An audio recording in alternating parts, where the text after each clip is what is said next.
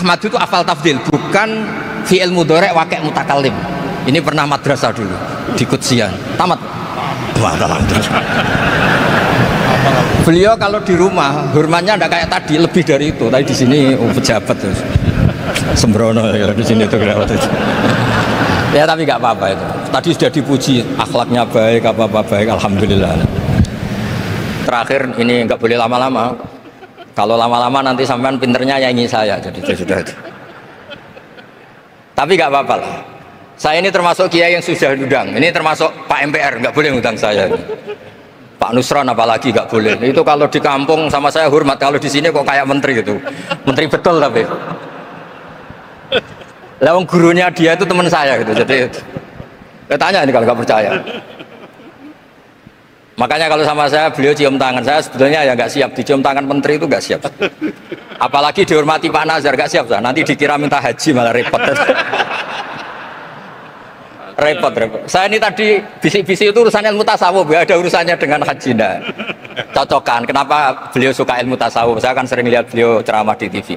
Katanya obat Gus obat. Assalamualaikum warahmatullahi wabarakatuh. Waalaikumsalam. Alhamdulillahirabbil alamin wassalatu wassalamu ala asyrofil mursalin sayyidina maulana Muhammadin wa ala alihi wa sahbihi ajmain amma ba'du. Kang sangat kula hormati niki wonten Habib Nabil, semua keluarga besar Habib Mungtir, semua min usulihi wa furuhi sedanten ingkang kula hormati. Ingkang terhormat Habib Ahmad Bahar, Habib Ja'far Al-Attas, niki wonten Profesor Nazaruddin, wonten Pak Muzani, wonten Mas Nusron sedanten ingkang kula hormati. Yang spesial, saya ini punya dua permintaan. Satu, jangan diundang lagi. Dua, saya minta maaf kalau yang ingin ngundang mohon nggak usah diteruskan.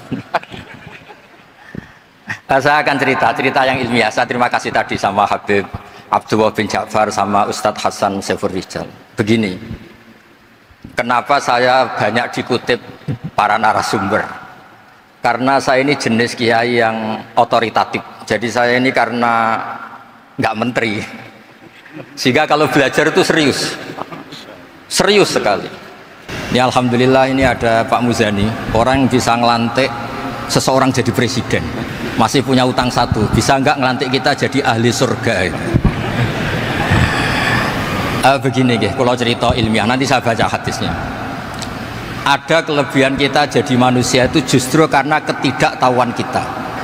Kita tentu hingga detik ini tidak melihat surga langsung, tidak melihat neraka langsung, apalagi melihat Allah Subhanahu wa Ta'ala. Tapi selalu ada teori, dan ini dibenarkan oleh semua ulama karena ini nas itu mansus. Dan itu diantara kelebihan Rasulullah SAW adalah diutus kafatal linnas, untuk semua orang. Sehingga ada orang ditanya, dengan apa kamu tahu kalau Tuhan itu satu? Orang ini dengan enteng menjawab, innal isnaini, angka 2, 3, 4 dan seterusnya, nisbatu dzalika ilal wahid nisbatul far'i ilal asli. Jadi segampang itu nerangkan ayat qul huwallahu ahad, Allah itu satu. Karena angka itu 2, 3 sampai 1 miliar 1 triliun, nisbatu dzalika ilal wahid nisbatul far'i ilal asli. Semua itu asal usulnya satu. Begitu juga begitu gampangnya Syekh Nawawi Al-Bantani menerangkan kenapa bismillah itu dimulai ba. Huruf hijaiyah kan alif, tapi kalau bismillah dimulai dari satu ba. Ba itu ada titik satu. Anda gambar kambing, gambar apa saja, gambar Anda entah baik entah jelek, itu tetap dimulai satu titik. Satu titik ini disebut nuktotil wujud, asal usul wujud. Sebab itu kitab I'anatul Thalibin, tadi Habib Nabil cerita sanad-sanadnya Mbah Mun. Sebetulnya kalau boleh angkuh, yang berhak cerita itu saya, karena kitabnya milik saya. Tapi beliau tak kasih terus cerita, ya alhamdulillah. Ada penyambungnya gitu. Nanti tak kasih lagi beliau. Ya memang yang paling berat beliau karena turunannya itu. Tapi kitabnya dari saya, jadi ya satu-satu. Kitab I'anatul Thalibin itu dikarang oleh ulama top, namanya Sayyid Abi Bakar Syato. Beliau punya murid yang sangat terkenal di Indonesia, namanya Syekh Mahfud At-Turmusi.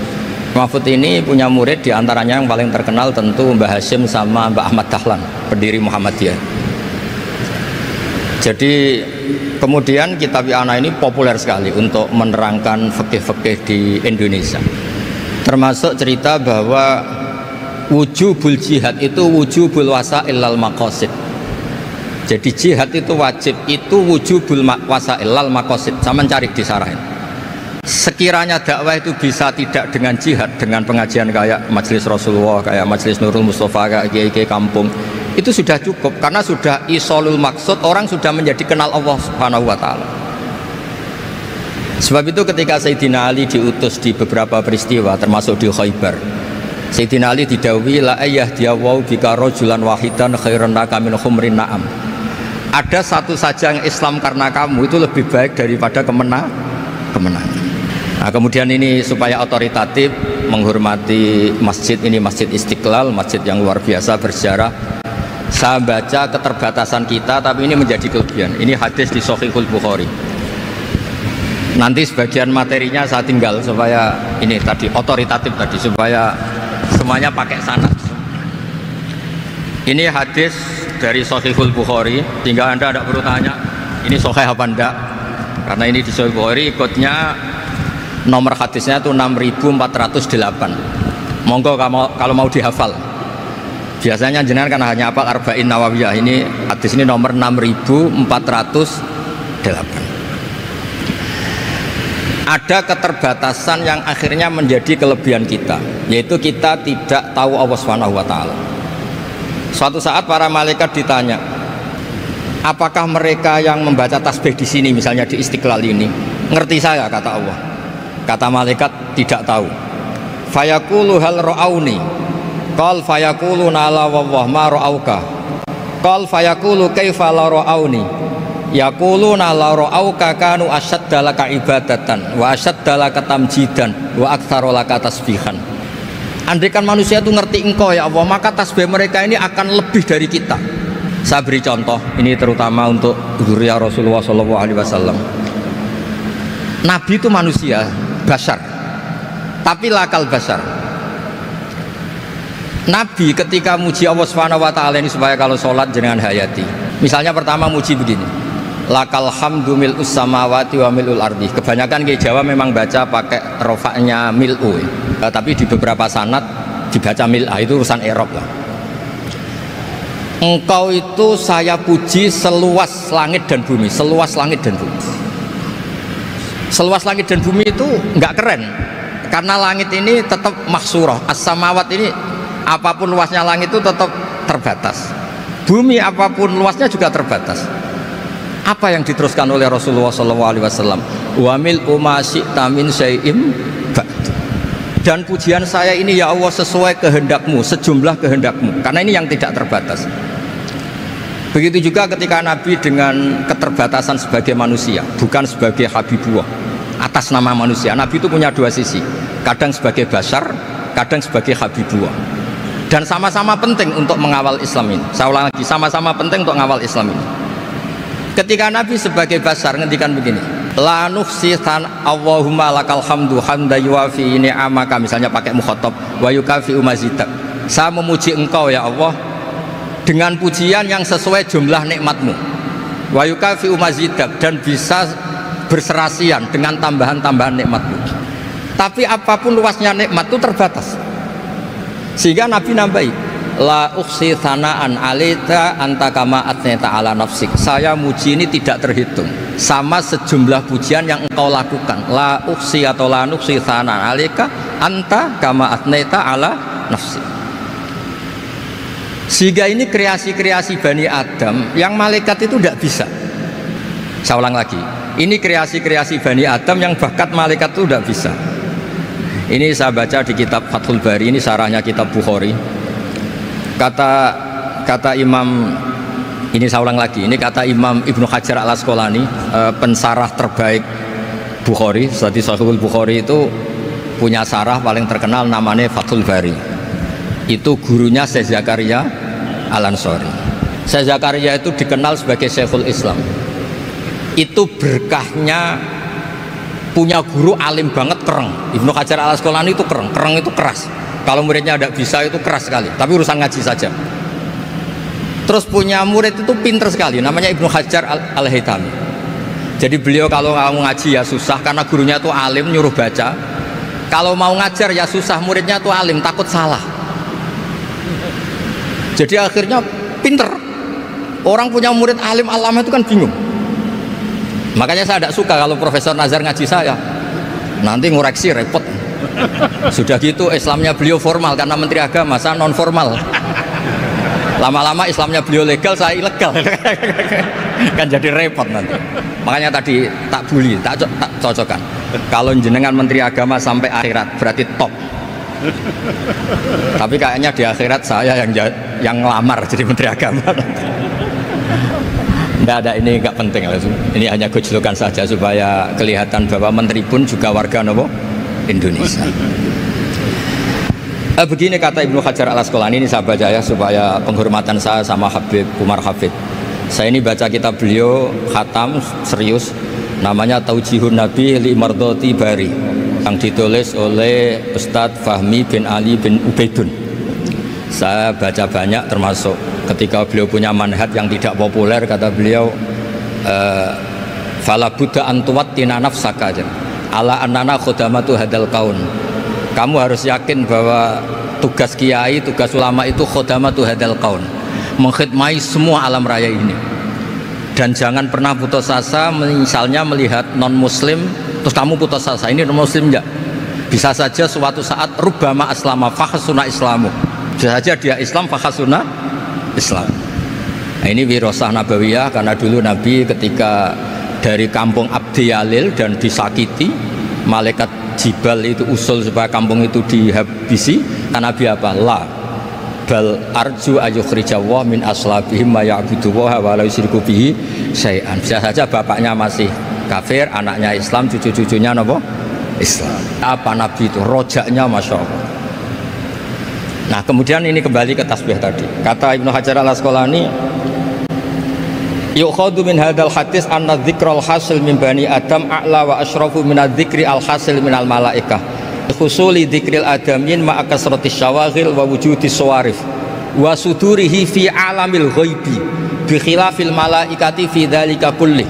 Jadi kita ini enggak melihat Allah langsung, enggak melihat surga langsung, enggak melihat neraka langsung, tapi cara kita zikir wis nak wis di neraka yo nangis tenan, padahal yo ora mesti mlebu neraka, lha nangis tenanan. Kayak apa iman kita? Nah, iman seperti ini sesuai kriteria awal sing dikersana Allah, alladzina yu'minuna bil ghaib.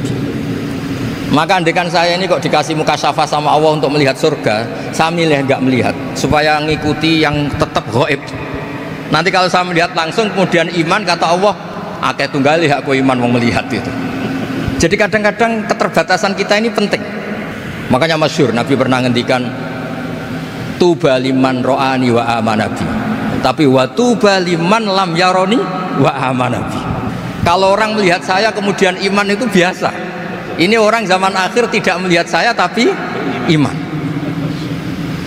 Kadang-kadang itu nggak lewat Habib yang ganteng tuh, enggak lewat Mudin. Mudin di kampung rapati di duit, ini aku mulang tauhid ya mandi. Islam itu digawa Habib ya mandi, digawa menteri ya mandi, digawa Mudin ya mandi. Karena Islam itu kafatal, napa kafatal dinnas. Nah yang nggak dipunyai malaikat adalah tadi seperti cerita saya tentang Imam Amudi. Segampang itu.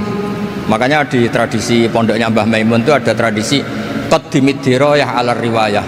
Logika riwayat itu penting karena itu menjadi nyaman. Ya kayak tadi, Allah itu satu.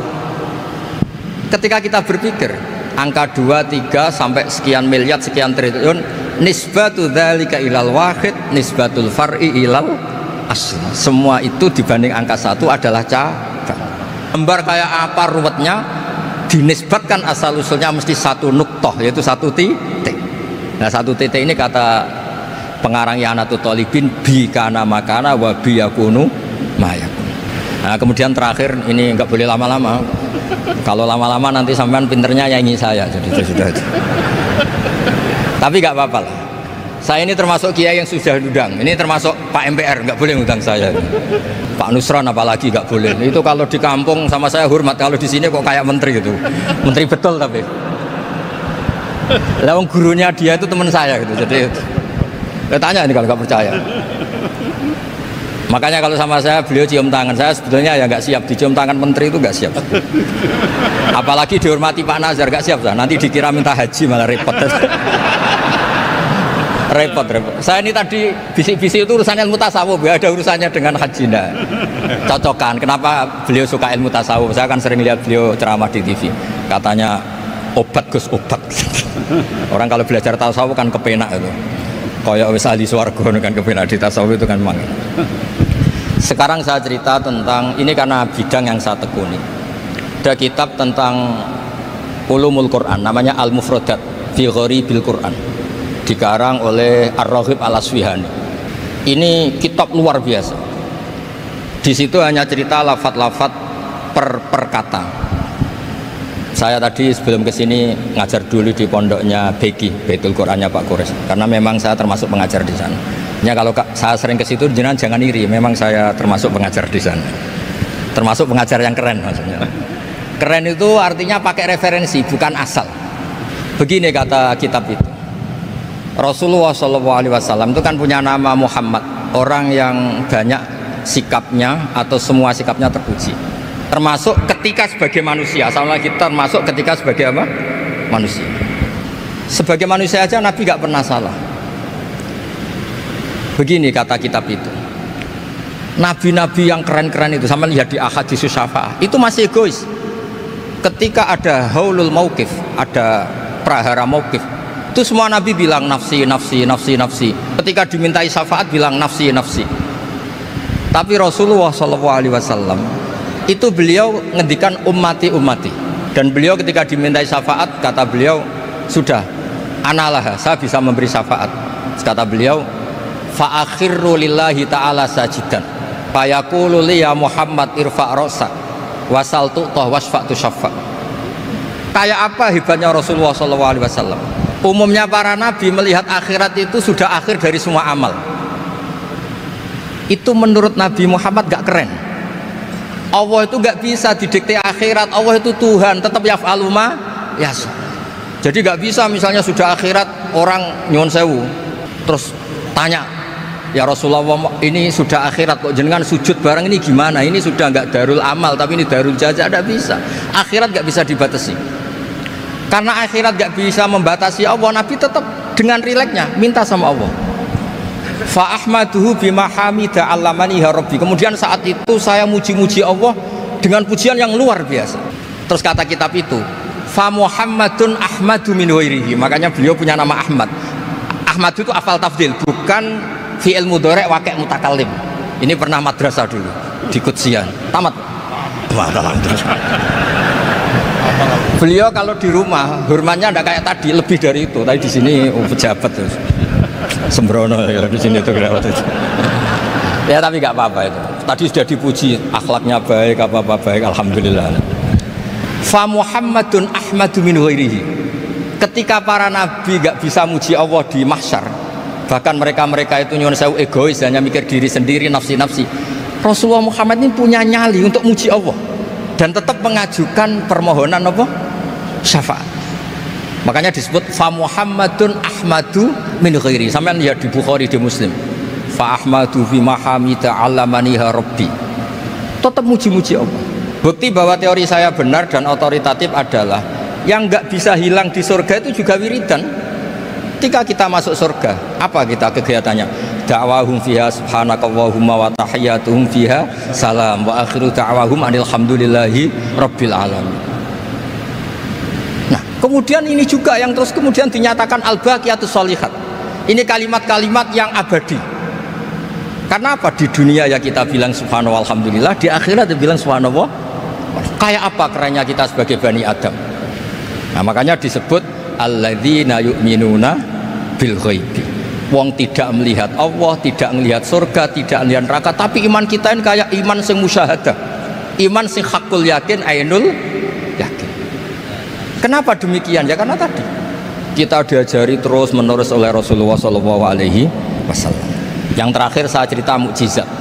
Ini juga terkait dengan betapa mudahnya hadaddin ini di logika, dicerna. Kata Rasulullah SAW, sabda Nabi di hadis, salang lagi ini hadis sahih di bab awal Fadailul Quran di Sahihul Bukhari. Dicek, kalau nggak percaya dicek. Ma minal anbiya'i nabiyyun illa u'tiya minal ayati ma misluhu amana alaihil bashar. Innama kana alladhi utitu wahyan awhahu wa ilayya fa arju an akuna aktsarahum tabi'an yaumal qiyamah. Enggak ada nabi kemudian kecuali dikasih wahyu, dikasih mukjizat. Dan mukjizat ini dahsyat sehingga orang itu dipaksa iman. Kayak Nabi Soleh, ada unta besar keluar dari batu. Nabi Musa punya tongkat dipukulkan ke Laut Merah langsung menyibak jadi daratan. Tapi kata Nabi Muhammad SAW, saya itu tidak punya mukjizat kayak itu, juga gak ingin.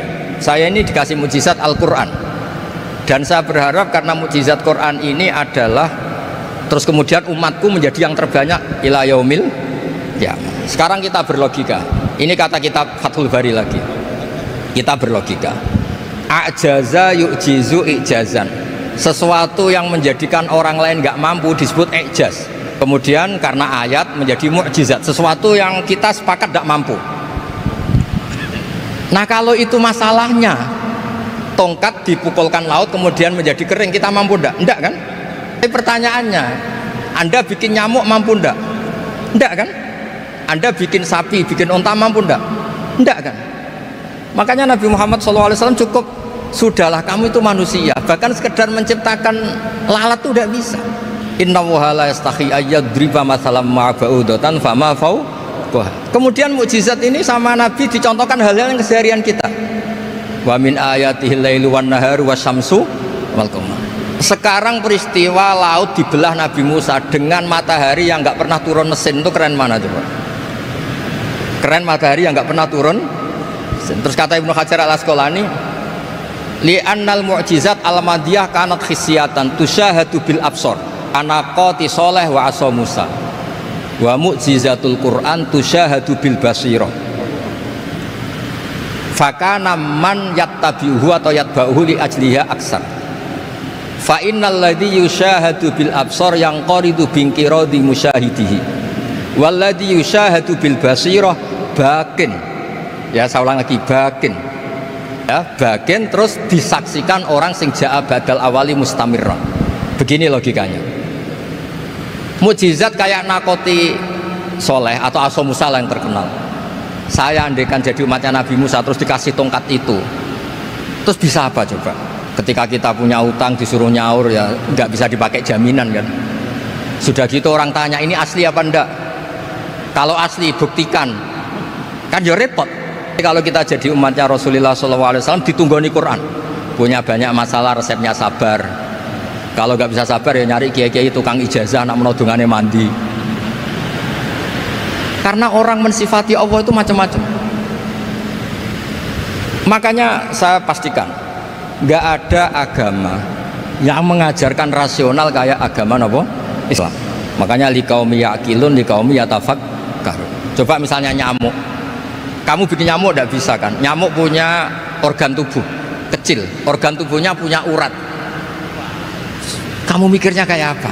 Sekedar bikin patungnya saja tidak bisa, apalagi bikin nyamuk. Jadi untuk mengakui kudrohnya Allah yang tidak terbatas dan kita lemah, itu tidak usah nunggu peristiwa kayak terbelahnya laut. Cukup wa ma min dabbatin fil ardi wala ta'ir yatiru bi janahihi illa umamun amsalukum inna fi khalqis samawati wal ardi waqtilafil laili wan nahar, seterusnya la ayatil liqaumi yaqilun. Gara-gara pola yang diajarkan Nabi itu ila yaumil qiyamah orang tetap Islam karena nyaman dengan kepastian mukjizat ini baqiyah ila yaumil qiyamah. Itu kayak apa baiknya Nabi. Makanya saya suka tadi burda yang dibaca. Ada ulama kayak Muhammad bin Said Al-Busiri yang ngarang burda. Itu kalau berpikir itu sederhana. Ngeten lho Gusti, malah nerangno pangeran. Lama da'awa da'ina li ta'ati bi akramir rusli kuna akramal umami. Ngeten lho Gusti, karena Rasul Muhammad itu terbaik, logikanya umatnya juga terbaik. Lama da'awa da'ina li ta'atihi bi akramir rusli mesti kuna akramal umami. Jadi burda ini saking manjanya sama Allah sampai bilang gini, Wala yadhiqa Rasulullah jahuka bidzal karimu tajalla bismimun takim. Ya Allah, engkau telah menamai nabi engkau itu Raufur Rahim, yang penuh kasih sayang, yang sohibus syafa'ah. Maka ketika engkau ingin nyiksa kami dengan alasan engkau ini al-muntakim, dat yang bisa nyiksa orang maksiat, jenengan harus ingat ya Allah bahwa nabi kita itu nabi yang engkau gelari Raufur Rahim. Ya kalau gitu jangan jadi nyiksa. Terus gunanya apa digelari Raufur Rahim ra iso nyafaati gitu. Itu jenenge wala yadhiqa Rasulullah jahuka bi idzal karimu tajalla bismimun takim. Terus fa inna min judika dunya wa darrataha wa min ulumika imal lauhi wal qalam. Dan itu juga yang dibuktikan Rasulullah SAW sampai beliau ngendikan likulli nabiyyin da'watun mustajabah wa akhtabi da'wati syafaatan ummati yaumal kiamah. Semua nabi itu punya doa yang mustajab dan semuanya sudah dipakai di dunia.